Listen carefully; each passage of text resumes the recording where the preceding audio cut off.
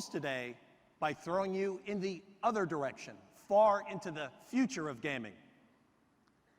It was Super Mario 64 that first moved us into fully rendered game worlds. It was the Wii Remote that got us up off the couch and into a new world of game control. And today, as I mentioned at the outset, we're not just raising the bar, but we're making that bar extend far into the distance. 3D play on Nintendo 3DS is on the way.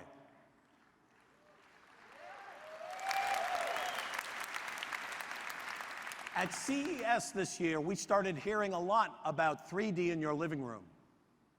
And of course, an initial investment there is going to run into the thousands. And then there's the fact that there's nothing to watch yet or play on big screen 3D. But maybe, most of all, it's the glasses. You know, man, those glasses.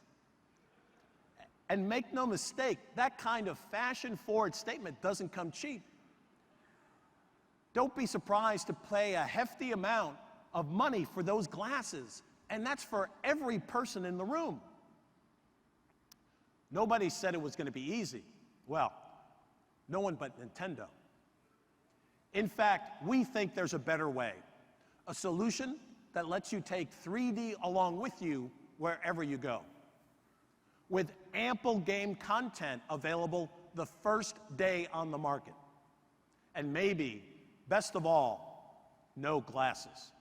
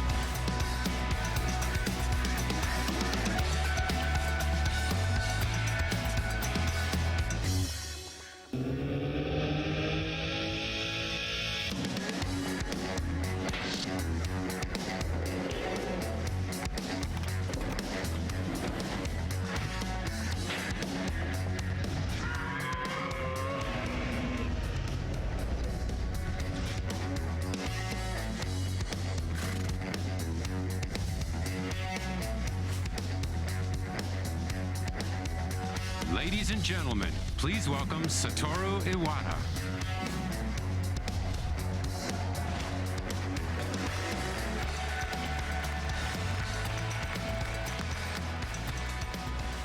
Everyone, this is Nintendo 3DS.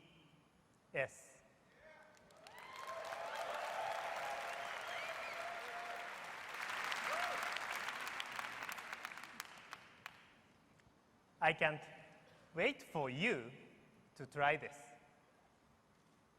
As you can see, it has two screens, and the upper screen has 3.5-inch widescreen display. And yes, it will show you full 3D graphics without the need for special glasses. As you know, Nintendo produced first 3D video game 15 years ago. And since then, 3D has been a constant consideration in our hardware planning. What we searched for was a way to make 3D games a reality, a product for mass market. And Nintendo 3DS is our answer. Let me introduce you. Here on this part, we have installed the 3D depth slider to adjust the 3D effect. You can maximize it, or you can remove the 3D altogether, or you can choose any degree in between simply by moving the slider. We have also given a lot of thought to the screen itself. Because Nintendo 3DS is a successor to Nintendo DS, it naturally comes with a touch panel. As we experimented, however, we realized that finger marks and other smudges reduced the 3D impact. And so did the decreased transparency of the touchscreen itself. In other words, a touchscreen and 3D screen do not get along very well. Because of this, we decided to employ a touchscreen only on the bottom, just we did for Nintendo DS.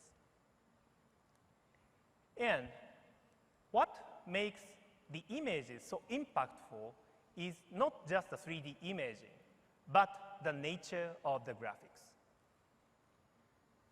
It's been 6 years since we launched Nintendo DS. So while we've now added 3D, we've also made improvement to the graphics capability of this hardware itself. Something tells me this alone might cause a lot of enthusiasm in the development community. Next, let's consider control. We've installed what we call the slide pad, designed for analog input. We've also integrated both a motion sensor and a gyro sensor. I'm really hopeful that, just as with Nintendo DS and Wii, a number of new game ideas will be born to take advantage of these new control mechanisms. Of course, it has compatibility with Nintendo DSi. Nintendo 3DS has a camera too. But look here, there's not one, but 2 camera lenses on the outside. What this means is you can also take photos and view them in 3D.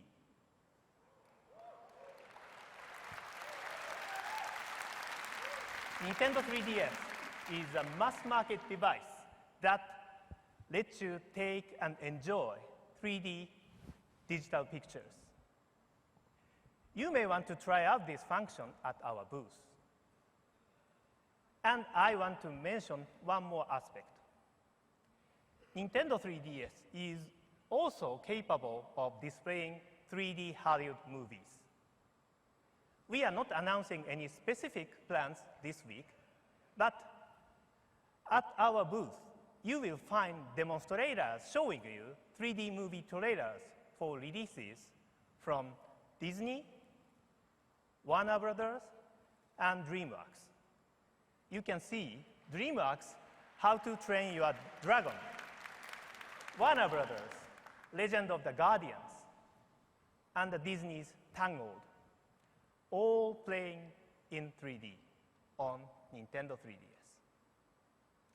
To our knowledge, this is the first time any such 3D content has been demonstrated without the need to wear glasses.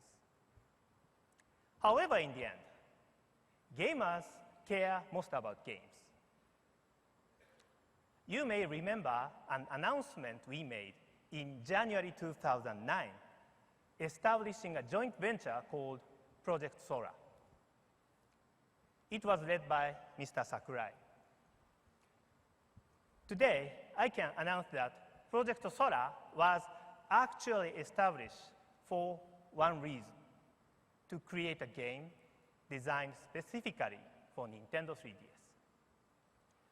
We felt such a project deserved to feature a character who is already familiar to many of you, especially if you've been playing games for a long time.